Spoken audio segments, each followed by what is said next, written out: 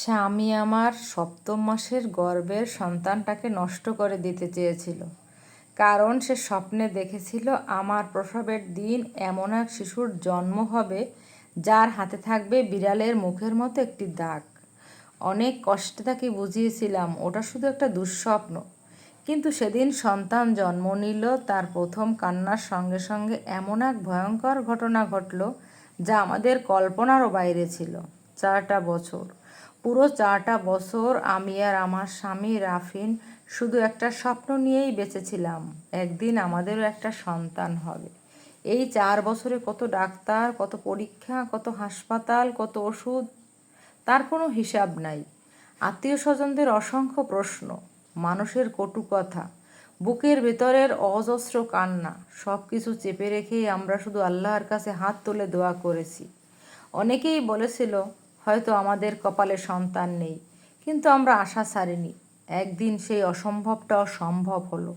Doctor report হাতে নিয়ে হেসে বললেন, অভিনন্দন, আপনি মা হতে চলেছেন। মুহূর্তের মধ্যে যেন পৃথিবীটাই বদলে গেল।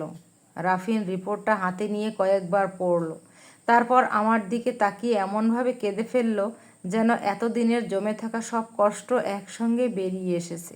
সেদিন বাসায় ফেরার পর সে আমাকে এক মুহূর্তের জন্য একা থাকতে দেয়নি। মনে হচ্ছিল আমি যেন কাঁচের তৈরি, একটু অসাবধান হলেই ভেঙে যাব। আমার যা খেতে ইচ্ছে করতো মুহূর্তের মধ্যেই এনে দিত।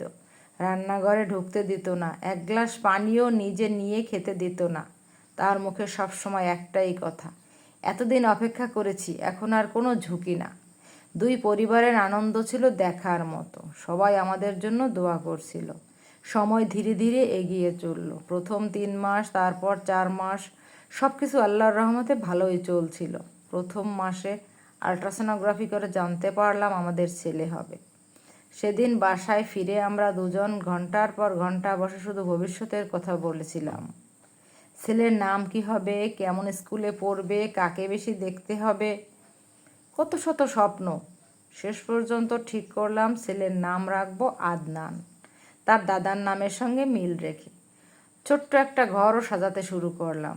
নীল রঙের ছোট ছোট জামা, নরম কম্বল, খেলনা, দোলনা, সব কিছু দেখে মনে হচ্ছিল আমাদের সুখ বুঝি আর কয়েকটা দিনের অপেক্ষা।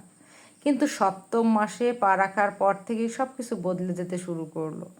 এক রাতে হঠাৎ ঘুমের মধ্যে রাফিন ভয়ঙ্কর চিৎকার করে উঠে বসলো। তার পুরো শরীর ঘেমে ভিজে গেছে, শ্বাস নিতে কষ্ট হচ্ছে।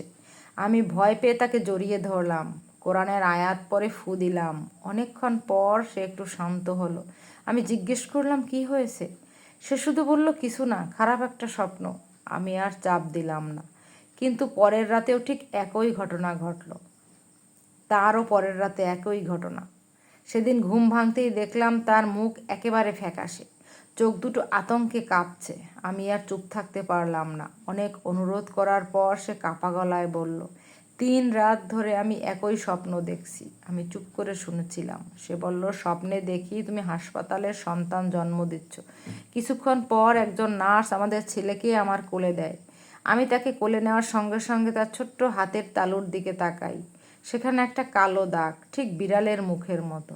আর সেই দাগ দেখার সঙ্গে সঙ্গে মনে হয় আমার বুকের ভেতর থেকে প্রাণটা বের হয়ে যাচ্ছে, আমি সঙ্গে সঙ্গে মারা যাই। তার কথা শুনে আমার বুকটা কেঁপে উঠছিল। তবু নিজেকে শক্ত রাখলাম, শান্ত গলায় বললাম, এগুলো শয়তানের ধোঁকা, খারাপ স্বপ্ন দেখে ভয় পেতে নেই, আল্লাহর ওপর ভরসা রাখো। কিন্তু রাফিন যেন অন্য মানুষ হয়ে গিয়েছিল। তার চোখে শুধু ভয়, অসহ্য আতঙ্ক। হঠাৎ সে আমার 2 হাত শক্ত করে ধরে বলল, আমাদের এই সন্তানকে পৃথিবীতে আনলে চলবে না। আমি প্রথম বুঝতেই পারিনি সে কি বলতে চাইছে। তারপর যখন বুঝলাম, মনে হলো বুকের ভেতর কেউ ছুরি বসিয়ে দিয়েছে। আমি হতবাক হয়ে বললাম, তুমি কি বলছো?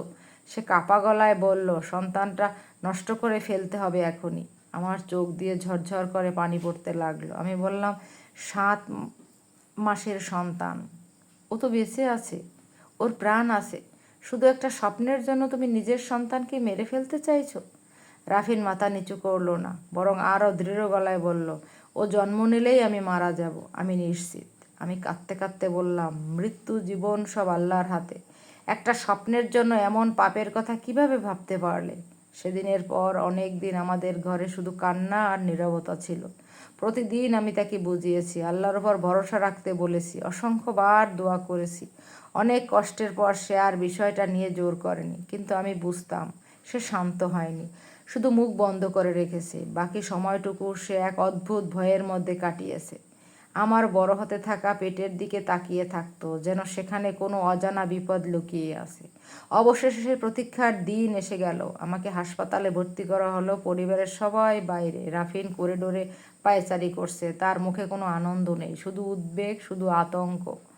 কিছুক্ষণ পর আল্লাহর রহমতে আমার স্বাভাবিকভাবে একটি ছেলে সন্তান জন্ম নিল। প্রথম কান্নার শব্দ শুনেই আমার চোখ ভিজে গেল। নার্স শিশুটিকে পরিষ্কার করে কাপড়ে জড়িয়ে বাইরে নিয়ে গেল। পরে আমাকে কেবিনে আনা হলো। আমি ছেলেকে বুকে নিয়ে বসে আছি। ওর নিষ্পাপ মুখটা দেখে মনে হচ্ছিল পৃথিবীর সবচেয়ে সুন্দর উপহার আমার কোলে। ঠিক তখনই রাফিন ধীরে ধীরে ভেতরে ঢুকলো। তার চোখে প্রথমেই গিয়ে পড়ল শিশুটার দিকে। আমি হাসার চেষ্টা করলাম। এসো, তোমার ছেলেকে কোলে নাও, দেখো সব ভয় মিথ্যে ছিল। সে ধীরে ধীরে এগিয়ে এলো, হাত দুটো কাঁপছে। অনেক দ্বিধার পর অবশেষে সে ছেলেকে কোলে নিল। কয়েক সেকেন্ড, তারপর আরও কয়েক সেকেন্ড। কিছুই হলো না। রাফিন অবাক হয়ে নিজের শরীরের দিকে তাকালো। সে বেঁচে আছে। তার মুখে ধীরে ধীরে হাসি ফুটে উঠল, চোখে পানি এসে গেল। সে ফিসফিস করে বলল, আলহামদুলিল্লাহ। তারপর খুব আদর করে ছেলের কপালে চুমু খেতে ঝুঁকে পড়ল। ঠিক সেই সময় শিশুটার ছোট্ট হাতটা কাপড়ের ভেতর থেকে একটু বেরিয়ে এলো। রাফিন আলতো করে জামার হাতাটা একটু সরিয়ে দিল। আর ঠিক তখনই আমাদের দুজনের শরীর যেন একসঙ্গে জমে গেল। শিশুটার ছোট্ট হাতের তালুতে স্পষ্ট কালো রঙের একটি জন্ম দাগ। দাগটা এমন নিখুঁত যেন অবিকল একটি বিড়ালের মুখ আঁকা আছে সেখানে। রাফিনের চোখ বিস্ফোরিত হয়ে উঠল। তার মুখের সব রং মুহূর্তেই উধাও হয়ে গেল। আমি নিঃশ্বাস নিতেও ভুলে গেলাম। আর ঠিক সেই মুহূর্তেই এমন এক ভয়ঙ্কর ঘটনা ঘটল, যা আমাদের জীবনের সব বিশ্বাস, সব সাহস এক নিমেষে ভেঙে চুরমার করে দিল।